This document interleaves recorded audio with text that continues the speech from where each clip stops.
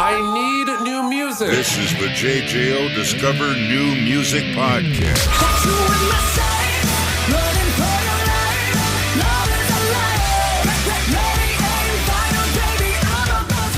Discover new music. Joining me today, very excited.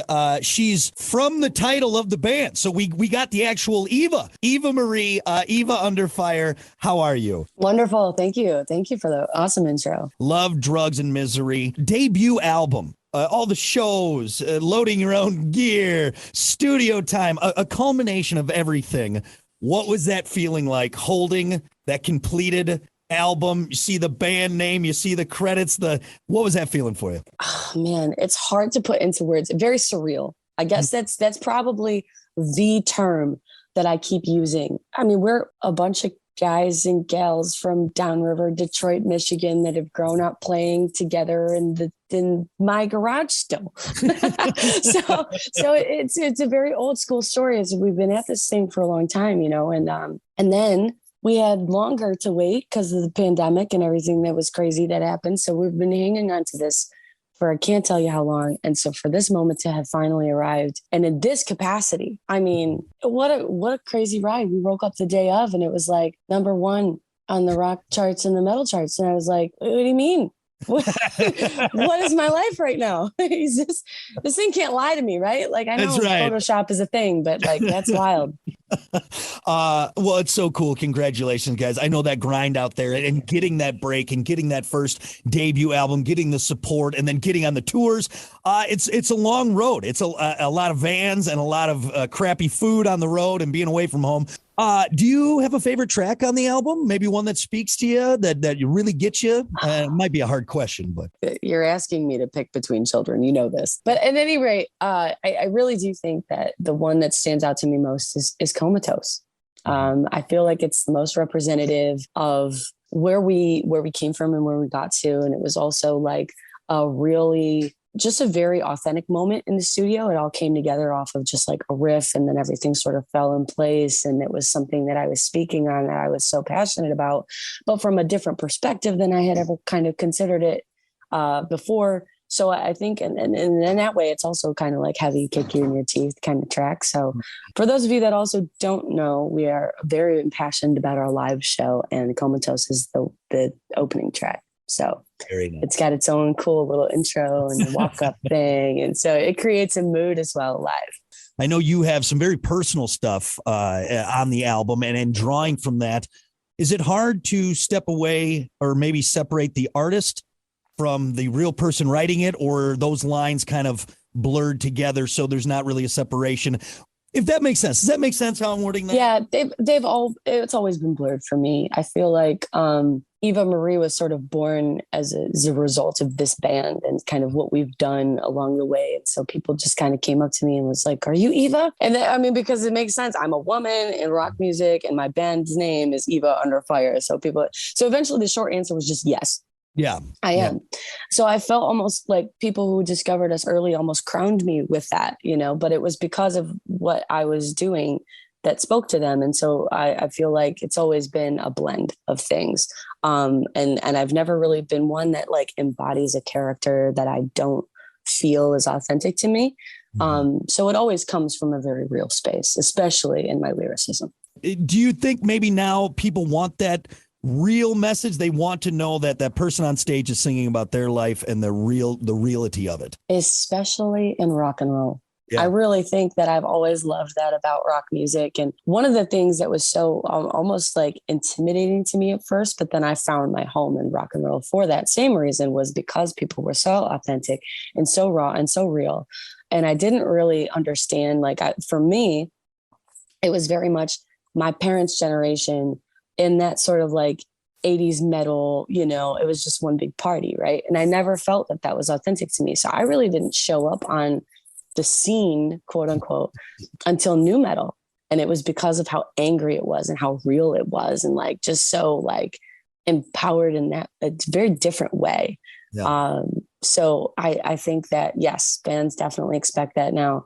And being a live band, like, we love to be live, man, with that concert stuff. And they will sniff you out if you are not being, they will sniff it out. If you're not like true about it, people are like, that doesn't speak to me. You guys, you mentioned earlier down the road, Detroit band you guys formed and made there, and you guys hang out in Detroit. I always feel like Detroit bands, I don't know, I wouldn't say have it easier, but because of the vast and deep history, musical roots in the city, do you pull from that? Do you kind of take advantage of being around all that and that vibe from Detroit?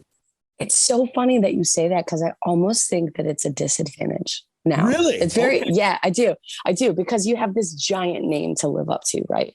But then after the era that was Detroit Rock City, I feel like Detroit's rock scene really took a hit, And then with COVID and stuff too, right? We used to have, like, way back when I first started, big venues would host local showcases. And so they'd put like 15 of us kids on the stage.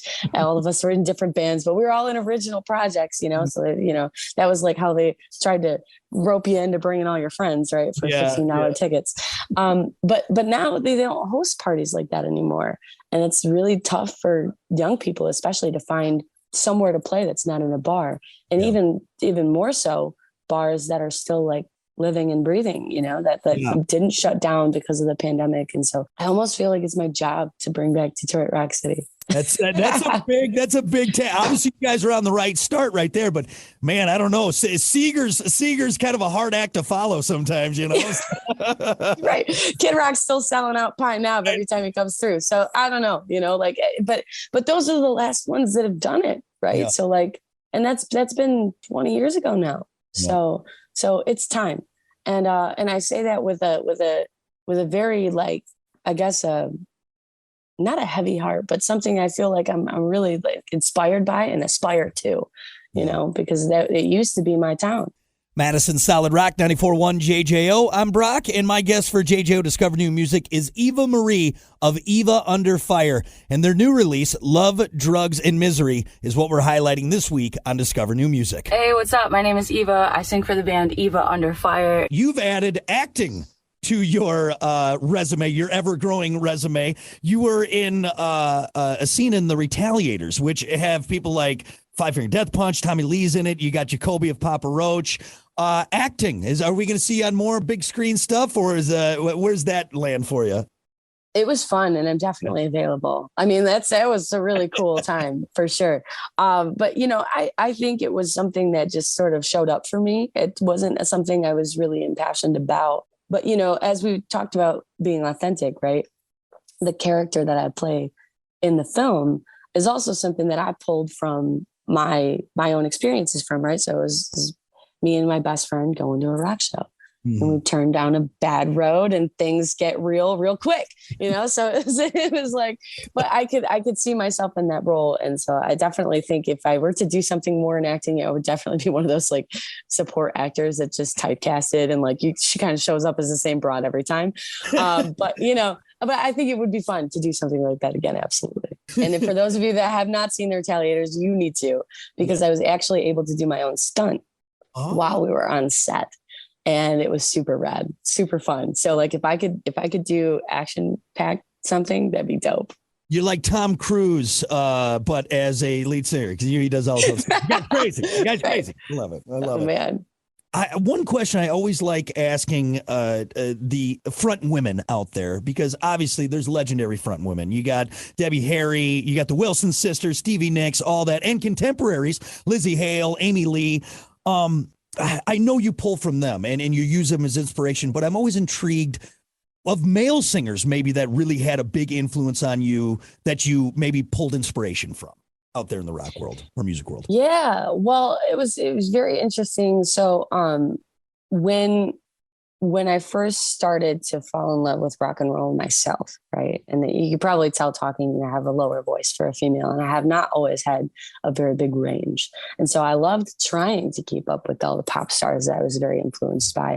But what I really started singing along to was Stained and Breaking Benjamin. Wow. Yeah. So, and those were just, they were very much like talking about things that I could really feel in my heart of hearts, especially the old early Stain stuff, man. Just so emotionally very attuned. And I loved the grit and the aggression behind it. Well, I'm sure Aaron and Ben would both be very flattered to hear the influence that they've had on you. And awesome guys, by the way. Correct me if I'm wrong, and if you don't want to get into it, that's fine. Are you a licensed psychologist? Yes. That's really interesting to me. How does that play in with being a musician? Do you pull from that? I'm sure you do. That's got to give you a different take on it. I mean, it's very complicated. So I guess in its most simplest form, music has always spoke to me. People have always spoke to me, men, women, different walks of life, whatever the case is, the human experience fascinates me. And it's something that I've always been just very attuned to from since I was a kid, just based on intuition. Everybody would come up to me even from elementary school. Oh, you're very easy to talk to. So, and I love connecting with people. So that, I mean, genuinely, when I'm, on here and I'm having such a good time, it's like, this is what I do that is natural to me. It's so much fun. And I love the experience of it. So truly, when I say, oh, thanks for having me. No. Thank you for having me. Like, this is cool, man. So it started with lyricism was my catharsis. And so that's where I got my own therapy, right? I get out all my personal baggage that's in my lyrics. Yeah. And then on this record, it was fun too, because there's also some of those just like take your brain out and rock type of songs, very sassy and aggressive, but more empowering than anything, but those are fun emotions, still emotion though. Very driven by that. And then, in the psychotherapy world, I get a chance to actually be with other people and in their very meaningful moments to try and live their best life. I mean, that is the goal, right? So to be able to have me as a person be used as a tool for that and someone else's behalf, I've always thought was very special. So I knew I needed to make some kind of living, right? Pay my bills with one or the other. I got to make meaningful connection out of this some way though. I don't want to talk about the weather. You know what I'm saying? It's just not, that's not where I've ever felt comfortable living. So I said, okay, meaningful human connection. What can I do for that? Music or therapy? I was like, all right, cool. Well, I don't know how this is all going to balance itself, but I'm going to work on both and see which one works out. And then in 2018, the universe laughed at me because the same year that I was, that I got my master's degree, I was also offered a record deal. Well, there you go. So I just threw my hands up and I was like, so I get both? And they're like, yeah, good luck with that. Figure it out. You'll be fine. Figure it out. You'll be fine. Okay, we're doing it live. Honestly, truly, when I say to people, trust and believe in yourself and like all of the things that you believe that are going to be like these complexities or like ethical, weird things that happen, you'll find your way. You really will. Just keep working on it. It's one step at a time. It's one day at a time. And truthfully, that's how I've made it here to your show. Handling both now, lead rock star and a psychologist. You got it all. And actor. All right. So you're showing off now at this point, Eva. You're showing off. One of these is going to pay off eventually, right? It's all going to work. The brand new album, debut album, Love, Drugs, and Misery, Eva Under Fire. Thank you so much for the time. Before you go, though, we have to do rapid fire with Brock. These are the most important questions. These are the hard-hitting ones, all right? Now, there's no wrong answers. Just go with what you feel. That's a lie, but I'm ready. All right, good. As long as you know. Chili dog or corn dog? Corn dog. A little more bass, guitar, or drums in the monitor? Guitar. Sweet or savory? Both. Hey, hold me there. I just think for a second. Yeah. Okay, so you're on a high dive. Everyone's watching. Are you doing a cannonball or a jackknife? Jackknife. Okay, nice. I can see you as a jackknife. Would you rather see Bigfoot or El Chupacabra? Bigfoot. Bigfoot, and being a Michigan gal, Bigfoot's a big deal around there. It is. Yeah, he's real. If you've ever been camping in the northern Michigan, You get up in the top part, which, by the way, do you do what all Michiganders do and you use your hand to show where you're at in this? I mean, you have to. Yep, you're over here.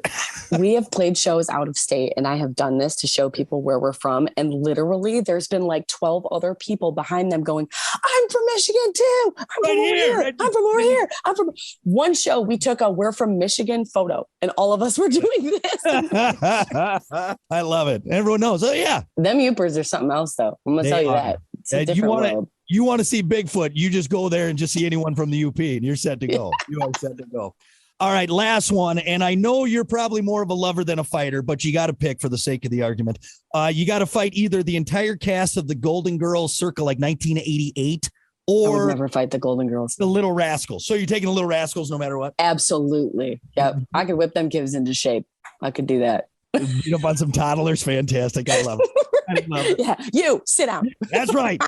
Thank you for humoring me. There you go. Rapid fire with Eva Marie. Eva Under Fire, the new album, Love, Drugs, and Misery, out now. Thank you so much for the time. That was a lot of fun. I appreciate it. Oh, you guys are rock stars, man. I truly appreciate you. This is the JJO Discover New Music Podcast. Listen, rate, share, subscribe. Discover new music now at WJJO.com, in the JJO app, or wherever you get your podcasts. Brock has a new interview every Thursday evening between 6 and 7. 94.1 JJO.